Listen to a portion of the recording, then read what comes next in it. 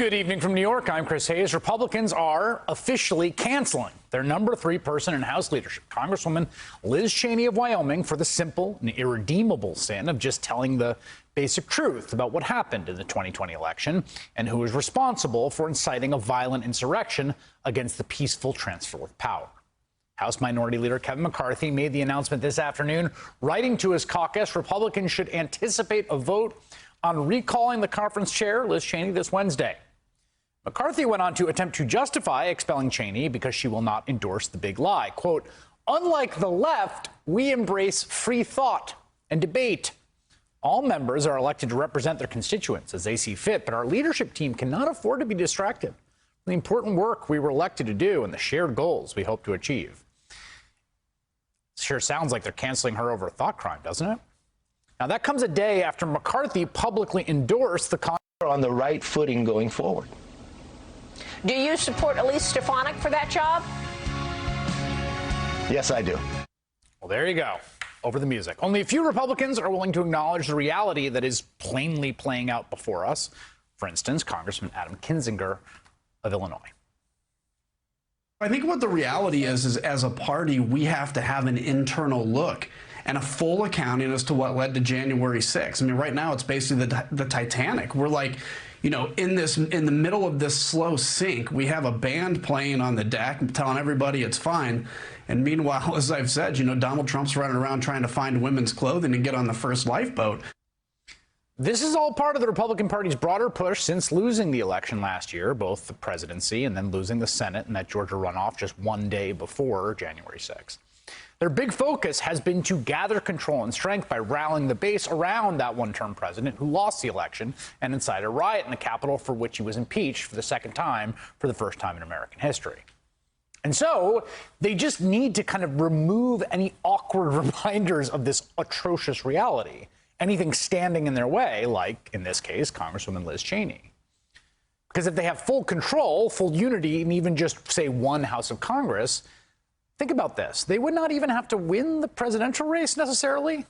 I mean, think about what they tried out on January 6th, even after that attack, where a majority of Republicans voted not to seat the electors in the House. Full control of the House could mean a Republican House under, say, Kevin McCarthy's stewardship could just vote to not seat the electors in 2025 and, you know, overturn the will of the people. They've gone to work, the Republican Party, at every level of government, assaulting the mechanics of American democracy. It's been happening in all sorts of ways across the country, like in Arizona, which we've been actively monitoring, where Republicans are still actively trying to change the results of the last election. The baseless recount of 2.1 million votes continues in the most populous urbanized county, Maricopa County. Today, the audit is entering its 3rd week as a literal carnival takes place outside called Crazy Times Carnival. At the current pace, the hand recount, which was supposed to be completed this week, will not be finished until August.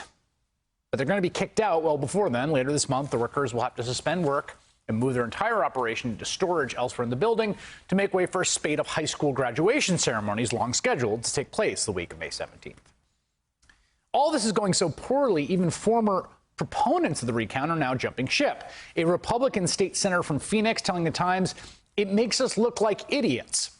Looking back, I didn't think it would be this ridiculous. It's embarrassing to be a state senator at this point." These kinds of anti-democratic impulses are long-standing in right-wing politics, and they've been more or less energized at different points in time throughout the country's history. Donald Trump's push since last year's election has taken them to a new level. But even the roots of Trump's big lie go further back. There's a fascinating new Washington Post report that reveals that key elements of the baseless claim the 2020 election was stolen from President Donald Trump took shape in an airplane hangar in Texas 2 years before the election. Just after the 2018 midterms, a Republican businessman named Russell Ramsland and his associates delivered alarming presentations on electronic voting to a procession of conservative lawmakers, activists, and donors, attempted to persuade failed Republican candidates to challenge their election results and force the release of additional data that might prove manipulation. Ramsland and his associates briefed people like Congressman Pete Sessions and even Louis Gohmert of Texas, but they had no takers. No candidate agreed to bring a challenge. The idea of widespread vote manipulation remained on the political fringe until 2020, when Ramsland's assertions were seized upon by influential allies of Trump. John Swain is one of the reporters of the Washington Post who broke that fascinating story, and Michelle Goldberg is an opinion columnist at the New York Times, and they both join me now. John, I thought this was such a really interesting and important piece of reporting for a bunch of reasons. But first, just give us, like, how did you follow this thread, this sort of all the same themes we've seen and the same wild, paranoid intimations we've seen, post 2020 appearing all the way back in 2018? That's right. So Russell Ramsland is a wealthy businessman in Dallas, Texas. Back in 2018, after the midterms in that year, he and his associates became convinced that election voting machines were being hacked, that votes were being rigged, that votes were maybe being sent overseas and tampered with in other countries. And he was briefing people like Sidney Powell, who they later, after the election was advising Donald Trump, Louis Gohmert, one of Donald Trump's closest allies in Congress. Really, those ideas made their way to Trump himself, and as we saw, into the wider Republican community after the election. Michelle, what's illustrated here to me, which is so important, is just, you can pick an analog, a contagion or a fire, right? That you can have it there and it doesn't get out. A fire doesn't turn into a brush fire, then a forest fire, or a contagion maybe just infects a few people. But if you have someone like Trump as this vector, right? That is the thing. That's what changes the entire scope of what we're seeing. I mean, one of the psychic taxes that Trump exacted on the citizenry when he was president is that just to keep up with current events, you had to be constantly diving down all kinds of conspiracy theory rabbit holes just to understand what he was talking about. And I think this shows that he's gone, but those conspiracy theories are still animating Republican politics at the state level and the national level. I mean, it's become this kind of stab in the back legend that there was this conspiracy against Donald Trump. He was illegitimately deprived of the president. And that alone is the governing ideology of the Republican Party. And it means that it's very hard for me to imagine if Republicans take the House, which they're very likely to do, not because they're likely to get a lot more votes, but because they're likely to be able to redistrict themselves into having more seats. If Republicans take the House, it's really hard for me to imagine them agreeing to seat Democratic electors, especially if you have Republican officials at the state level, since they're purging the honorable ones who tried to uphold Democratic norms in the last election. If they send alternate Republican slate of electors, I mean, I think people are exhausted from years and years of constant crisis and anxiety, but we are heading towards something extraordinarily dangerous in a few years because of the total breakdown of commitment to democracy in this party. Yeah, John, can you talk a little bit about what the difference was and how these theories that couldn't find a buyer, even among people that I think are considered at the far right of the caucus, like Louis Gohmert, what changed? I think what changed, we saw in 2016, even then, even after Donald Trump won, he became obsessed with this notion that, illegal voters had voted and, to explain his popular vote loss. But really what changed was this obsession with voting machines and this obsession with the notion that votes were somehow being sent overseas. We heard about Venezuela. That was an idea that Russ Ramsland was pushing in the months and the years before the election. This notion that election voting machine software in the US all originates in Venezuela. It's not true. There is one company whose founders are Venezuelan, but they only serve Los Angeles County. All the other voting machine companies told us they have nothing to do with that company.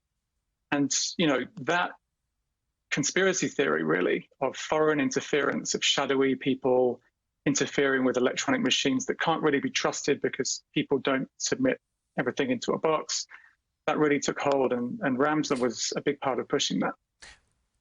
Michelle, you and I have covered politics for several decades. And, there were periods of time when these kinds of conspiracy theories did circulate among the political left. I remember it particularly in the wake of George W. Bush's victory in 2004. And it really, these impulses towards conspiratorial thinking, no one side of any political spectrum has a kind of monopoly on them. And they appear throughout history and across the world in all sorts of different contexts. But the difference really does matter in how parties patrol this and how leadership acts and how the media acts about these things. And we've seen a just complete breakdown to me on the right on this core question. Right. I mean, they were quarantined within the left, and you certainly would never have, you certainly sort of never saw policy being influenced by them.